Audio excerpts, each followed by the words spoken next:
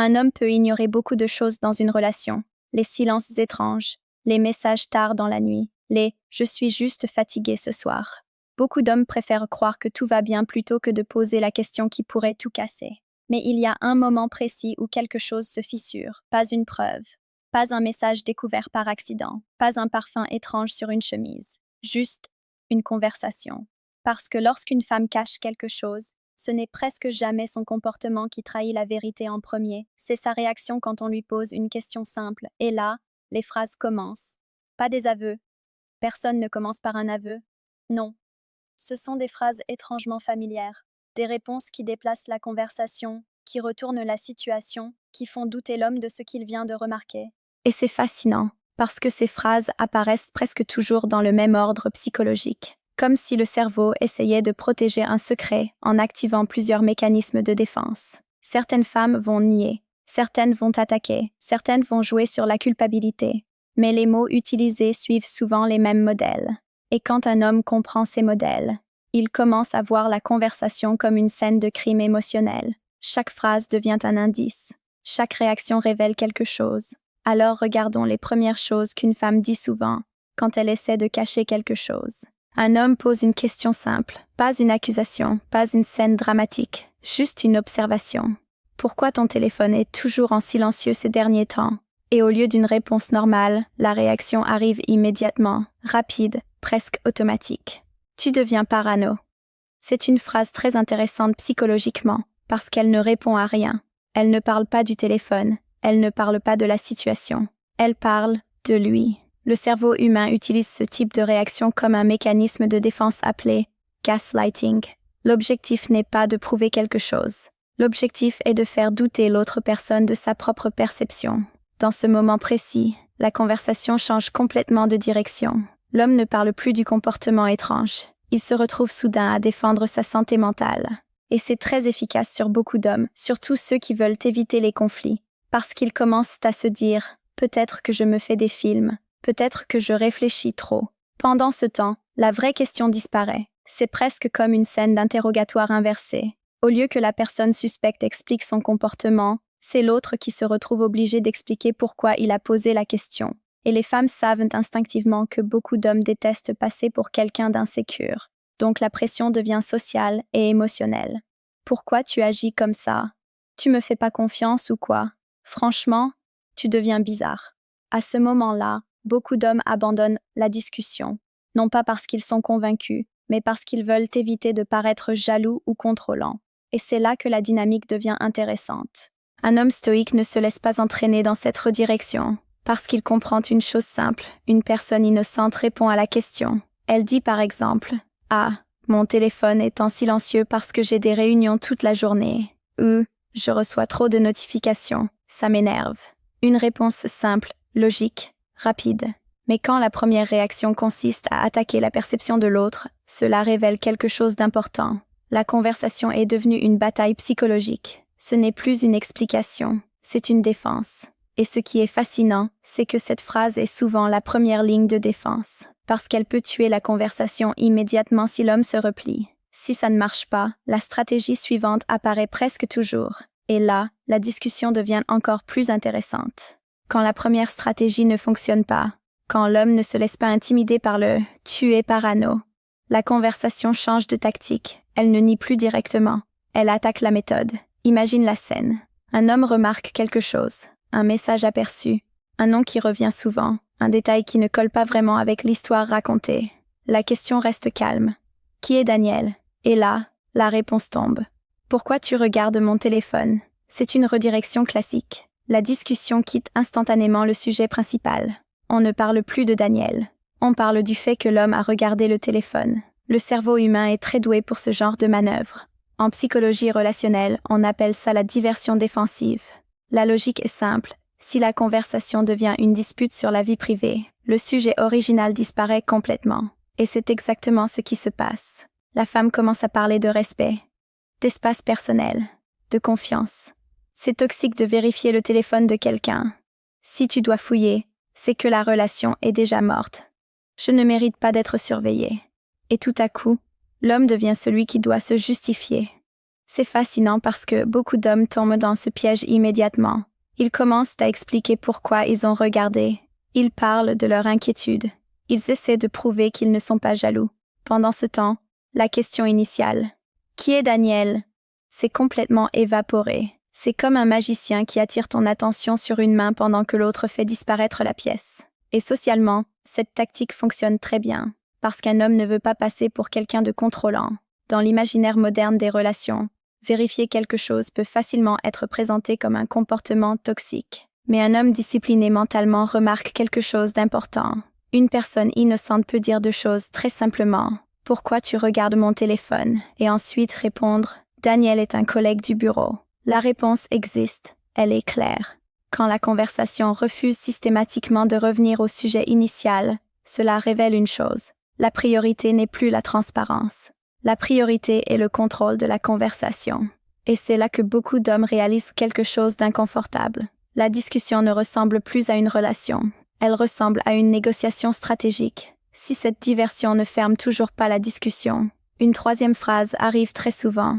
Et celle-là est encore plus puissante parce qu'elle attaque directement l'émotion la plus fragile chez beaucoup d'hommes, la culpabilité. Quand la diversion ne suffit pas et que la conversation revient encore vers les faits, la stratégie change de registre. On quitte la logique, on entre dans la morale. La phrase apparaît presque toujours avec un ton blessé, parfois même avec un soupir dramatique. Donc, tu ne me fais pas confiance. Et là, beaucoup d'hommes sentent immédiatement le piège émotionnel se refermer, parce que dans une relation, la confiance est présentée comme la valeur suprême. Remettre cette confiance en question donne l'impression d'être un mauvais partenaire, et c'est exactement ce que cette phrase cherche à provoquer. Regarde bien la mécanique. L'homme pose une question sur un comportement précis, peut-être des horaires étranges, peut-être un nom qui revient souvent, peut-être une attitude différente. Mais soudain, la conversation ne parle plus du comportement. Elle parle de la qualité morale de l'homme. Est-il jaloux? Est-il insécure? Est-il incapable de faire confiance? Le débat est complètement déplacé, et beaucoup d'hommes tombent dans le piège parce qu'ils veulent réparer l'émotion dans la pièce. Ils veulent calmer la situation, donc ils commencent à rassurer. Non, bien sûr que je te fais confiance. Ce n'est pas ce que je voulais dire. Je posais juste une question. Pendant ce temps, la question originale reste suspendue dans l'air, sans réponse. C'est une tactique très efficace parce qu'elle utilise quelque chose que les femmes comprennent très bien. La plupart des hommes détestent blesser leur partenaire émotionnellement. Même lorsqu'ils sont eux-mêmes inquiets, ils préfèrent calmer la tempête. Donc la discussion devient une séance de réparation émotionnelle. Mais un homme lucide remarque une chose simple. La confiance n'empêche pas les questions. Dans une relation saine, quelqu'un peut répondre calmement « Je comprends pourquoi ça te paraît étrange » et ensuite expliquer la situation. Il n'y a pas de crise morale, pas de drame, juste une explication. Quand une question normale devient immédiatement une accusation sur la confiance, la dynamique change complètement. La discussion devient une bataille émotionnelle plutôt qu'un échange honnête. Et c'est là que beaucoup d'hommes commencent à ressentir ce malaise étrange. Quelque chose ne colle pas forcément une preuve, mais un sentiment que chaque question déclenche une réaction disproportionnée. Et quand la conversation finit par revenir vers la présence d'un autre homme dans l'histoire, une phrase très célèbre apparaît presque toujours. Une phrase que pratiquement tous les hommes ont déjà entendue au moins une fois dans leur vie. À un moment, le nom finit par apparaître clairement dans la conversation, parce qu'il y a presque toujours un moment où l'homme pose la question directe. Qui est Daniel? Pourquoi tu parles autant avec lui? Pourquoi il t'écrit à minuit? Et là arrive une phrase extrêmement connue. Calme-toi. Il n'est qu'un ami. Dit comme ça, la phrase semble normale. Les hommes et les femmes ont des amis, évidemment. Personne de mature ne va prétendre que chaque interaction entre deux personnes du sexe opposé cache une histoire. Mais ce qui rend cette phrase intéressante, ce n'est pas le mot ami. C'est la manière dont il est utilisé pour fermer la discussion. Dans beaucoup de cas, cette phrase arrive accompagnée d'un ton presque condescendant, comme si la question elle-même était ridicule. Tu te fais des films. On travaille ensemble. On parle juste. Et souvent, les détails restent étonnamment vagues. Pas vraiment d'explication sur pourquoi ils se parlent autant. Pas vraiment de contexte sur la relation. Juste une étiquette simple, ami. Psychologiquement, c'est ce qu'on appelle la minimisation.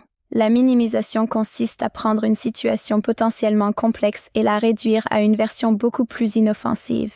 Un message tard devient juste une discussion. Des appels fréquents deviennent juste un collègue. Une connexion émotionnelle devient juste de l'amitié. Et là encore, beaucoup d'hommes hésitent à continuer la conversation, parce que pousser plus loin peut facilement les faire passer pour quelqu'un de possessif. La société moderne a appris aux hommes à éviter ce rôle à tout prix, donc ils reculent. Mais un homme attentif regarde autre chose que les mots, il regarde la cohérence. Parce qu'une amitié normale n'a pas besoin d'être protégée par autant de tension dans la conversation. Quand une relation est réellement transparente, les détails arrivent naturellement. Ouais, Daniel travaille dans mon équipe. On prépare un projet ensemble. Il m'a écrit tard parce qu'il était stressé pour une présentation. Claire, simple, détendue. Mais quand le mot « ami » devient une barrière pour arrêter toute question, quelque chose d'intéressant se passe dans la dynamique. La conversation devient fragile. Chaque question semble déclencher une réaction défensive. Chaque détail devient difficile à obtenir. Et quand cette pression commence à augmenter, une autre stratégie apparaît très souvent. Une stratégie encore plus subtile. Parce qu'à ce stade, certaines personnes ne défendent plus seulement leur comportement. Elles commencent à réécrire l'histoire de la relation. Quand les questions persistent, et que la conversation ne s'arrête pas avec la minimisation ou les accusations de paranoïa, la stratégie change encore. Cette fois, le comportement suspect disparaît complètement de la discussion. À la place, un nouveau sujet apparaît, l'homme lui-même. La phrase arrive souvent calmement, presque comme une observation. Tu deviens vraiment différent ces derniers temps. Et soudain, la dynamique bascule. Ce n'est plus une conversation sur un message étrange, un collègue trop présent ou un comportement inhabituel. C'est devenu une analyse du caractère de l'homme. Il est décrit comme plus tendu, plus jaloux, plus distant, plus difficile à vivre. Psychologiquement, c'est un mécanisme appelé projection combiné à une réécriture du récit relationnel. Le cerveau humain déteste se voir comme la cause d'un problème moral. Donc il crée une histoire alternative dans laquelle l'autre personne devient la source du malaise. Dans cette nouvelle version de l'histoire, la relation n'est pas fragile à cause d'un comportement caché. Elle est fragile parce que l'homme est devenu compliqué. Et ce retournement est extrêmement puissant parce qu'il touche quelque chose de profond chez beaucoup d'hommes, le désir d'être un bon partenaire. Alors, ils commencent à s'analyser. Peut-être que je suis stressé. Peut-être que je travaille trop. Peut-être que j'ai changé.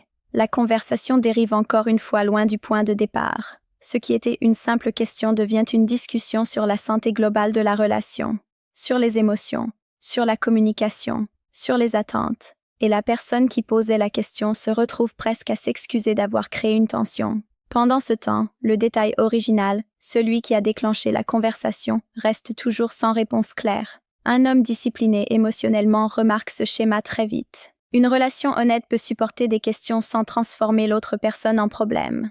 Quand chaque interrogation déclenche une critique du caractère de celui qui la pose, la discussion n'est plus une recherche de vérité. C'est devenu une gestion stratégique du récit. Et c'est là que beaucoup d'hommes commencent enfin à voir le modèle complet, parce que ces phrases n'apparaissent presque jamais seules.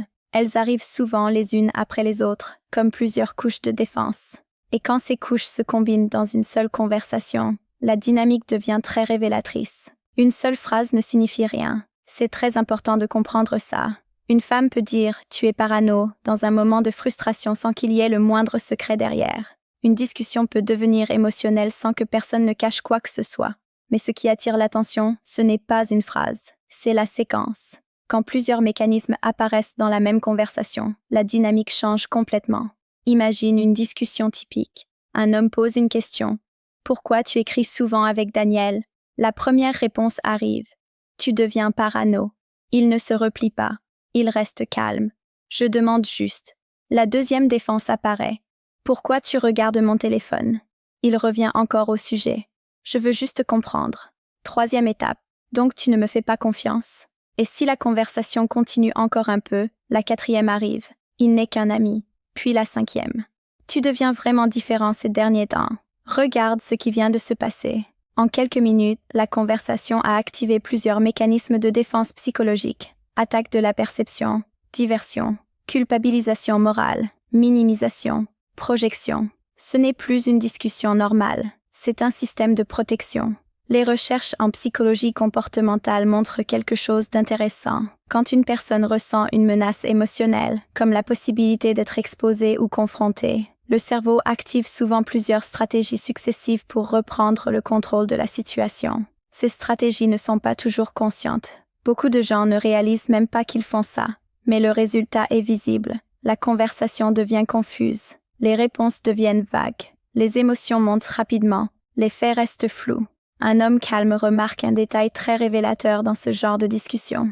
Les explications simples disparaissent. Une situation normale peut être expliquée rapidement. Quand chaque question déclenche un nouveau mur défensif, la conversation ressemble moins à un échange honnête et plus à une négociation émotionnelle sous pression. Et c'est là que beaucoup d'hommes commettent une erreur classique. Ils réagissent avec colère. Ils accusent. Ils élèvent la voix. Ce qui transforme immédiatement la conversation en conflit total et rend toute vérité encore plus difficile à atteindre. Il existe une approche beaucoup plus efficace, une approche que les hommes les plus disciplinés utilisent instinctivement, une approche qui rend ce type de conversation beaucoup plus révélatrice. À ce stade, un homme a entendu toutes les phrases classiques. « Tu es parano. Pourquoi tu fouilles dans mes affaires? Tu ne me fais pas confiance. Il n'est qu'un ami. Et tu deviens vraiment différent. » Et c'est là que la plupart des hommes tombent dans le piège. Ils réagissent émotionnellement. Ils élèvent la voix, s'énervent, essaient de forcer une réponse. Et ça, c'est exactement ce que la tactique cherche à provoquer. Parce que chaque réaction émotionnelle leur donne le contrôle sur la discussion. La version stoïcienne de la réponse est radicalement différente. Elle commence par observer calmement. Rien n'est trop dramatique. Rien n'est immédiat. Le but n'est pas de prouver quoi que ce soit sur le moment. Le but est de collecter les indices émotionnels et comportementaux et de rester maître de ses propres émotions. Un homme stoïque comprend que poser des questions directes n'est jamais un problème. Mais il sait aussi que certaines réponses, ou le manque de réponses, en disent plus que les mots eux-mêmes. Il ne se laisse pas distraire par la diversion, ne tombe pas dans la culpabilisation morale et ne laisse pas les amis vagues ou les accusations d'insécurité l'ébranler. Au lieu de ça, il reste centré. Il note les incohérences, les phrases répétitives, la manière dont la personne manipule la discussion pour se protéger. Chaque mot, chaque soupir, chaque changement de ton devient un indice. Ce n'est pas de la paranoïa, c'est de l'observation stratégique. Ensuite, il agit avec pragmatisme. Si une explication claire n'arrive jamais malgré des questions simples et directes, il commence à poser les limites. Il sait que la confiance se construit sur la transparence et le respect mutuel, pas sur la manipulation des conversations. Il ne se laisse pas entraîner dans des débats émotionnels qui effacent à la réalité. C'est cette discipline émotionnelle qui sépare un homme vulnérable d'un homme conscient. Parce qu'au lieu de réagir, il lit le schéma derrière les mots, comprend la stratégie de défense et garde son sang-froid tout en collectant des informations. Et c'est exactement ce qui transforme une conversation potentiellement toxique en une scène de crime émotionnel révélatrice, où chaque phrase devient un indice et chaque réaction un signal clair. À ce stade, l'homme sait quoi observer, comment rester calme et comment comprendre le comportement sans tomber dans le piège de la manipulation. Toutes ces phrases que vous avez entendues. « Tu es parano. Pourquoi tu fouilles dans mes affaires? Tu ne me fais pas confiance. Il n'est qu'un ami. Tu deviens vraiment différent. » ne sont pas juste des mots jetés au hasard. Elles forment un modèle psychologique. Quand elles apparaissent ensemble dans une conversation, elles révèlent plus que n'importe quel message ou alibi. Elles exposent des stratégies de défense, des manipulations subtiles et parfois des secrets que l'autre personne cherche à protéger. La clé pour un homme est simple. Observer sans s'emporter, analyser sans accuser, rester maître de ses émotions. Ne laissez pas votre colère ou votre frustration brouiller la vérité. Chaque phrase, chaque détour dans la conversation est un indice. Comprenez le schéma, pas seulement le mot. Vous pouvez apprendre à lire ces signaux sans perdre votre sang-froid. Et c'est exactement ce qui vous permet de gérer ces situations de manière stratégique et stoïque. La confiance se construit sur la transparence et la clarté, pas sur la manipulation des émotions. Partagez vos expériences dans les commentaires. Je vous répondrai personnellement. N'oubliez pas de liker la vidéo, de la partager et surtout de vous abonner pour ne jamais manquer ces analyses sur la psychologie masculine et féminine. Comprendre les signaux, c'est comprendre la dynamique d'une relation et rester toujours un pas en avant.